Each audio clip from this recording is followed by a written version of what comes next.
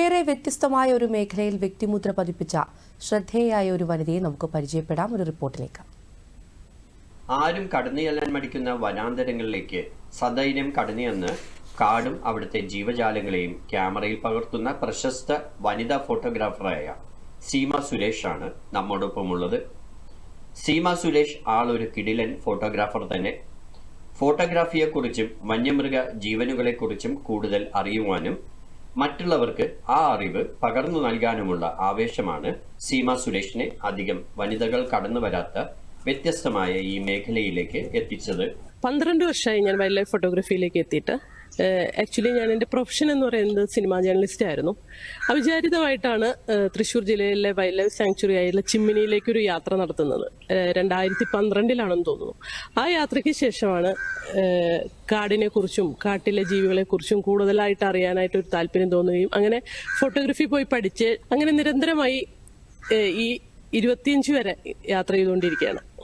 വന്യമൃഗങ്ങളെ photo എടുക്കുന്നതിലെ അതീവ താല്പര്യം ഇന്ത്യയിലെ ഏറെ ദുർഘടമായ കാടുകൾ ചുറ്റി സഞ്ചരിക്കുവാൻ അവസരമൊരുക്കി. ഇതുമായി ബന്ധപ്പെട്ട് വിദേശ രാജ്യങ്ങളിലും സന്ദർശനം നടത്തിയിട്ടുണ്ട്. പ്രത്യേകിച്ച് ആഫ്രിക്കൻ രാജ്യമായ കെന്യയിലെ മാസായി മാറ വനപ്രദേശങ്ങളും സന്ദർശിച്ചിട്ടുണ്ട്. ആദ്യകാലങ്ങളിൽ കേരളത്തിലായിരുന്നു യാത്ര ചെയ്തിരുന്നത്. അതിനുശേഷം കർണാടക, തമിഴ്നാട്, രാജസ്ഥാൻ, ഉത്തരാഖണ്ഡ് അങ്ങനെ ഇന്ത്യയിലെ ഒരുവിധം ഒരു 60% യാത്രകൾ ചെയ്തിട്ടുണ്ട്. പിന്നെ ആഫ്രിക്കയിലെ മസായി മര വരെ പോയി.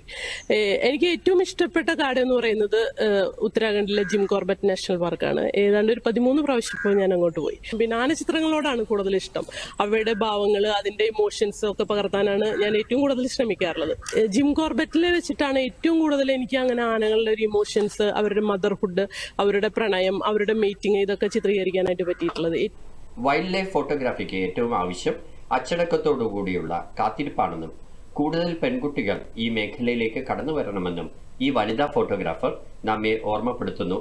സ്ത്രീകളോട് പറയാനുള്ളത്, നമുക്ക് പ്രതിസന്ധികൾ ധാരാളം ഉണ്ടാവും. പക്ഷെ എൻ്റെ ഒരു അനുഭവം വെച്ചിട്ട് നമ്മൾ ഏത് പ്രതിസന്ധികളിൽ കൂടിയും നമുക്ക് ചുറ്റുമുള്ള ലോകം നമ്മളെ കുറിച്ച് എന്ത് പറഞ്ഞാലും, അതായത് മോശമായി പറഞ്ഞാലും ഗോസിപ്പുകൾ പറഞ്ഞാലും അതിനൊന്നും വകവെക്കാതെ നമുക്കൊരു സ്വപ്നം ഉണ്ടെങ്കിൽ ആ സ്വപ്നത്തിലേക്ക് നടന്നു നീങ്ങുക മാത്രമല്ല, ആ സ്വപ്നത്തിൽ എത്തിപ്പെടാൻ ഏറ്റവും സ്പീഡോടുകൂടി യാത്ര ചെയ്യുക. അതാണ് എനിക്ക് എല്ലാവരോടും പറയാനുള്ളത്.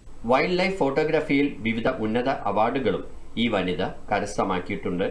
ഏറെ സാഹസ്യപ്പെട്ട് വനാന്തരങ്ങളിലെ ഓരോ കാഴ്ചകളും തന്റെ ക്യാമറയിൽ ഒപ്പിയെടുത്തും പുറലോകത്തെത്തിക്കുക വഴി വലിയ ഒരു ആത്മസംതൃപ്തിയാണ് ഈ വനിതാ ഫോട്ടോഗ്രാഫർക്ക് ലഭിക്കുന്നത്.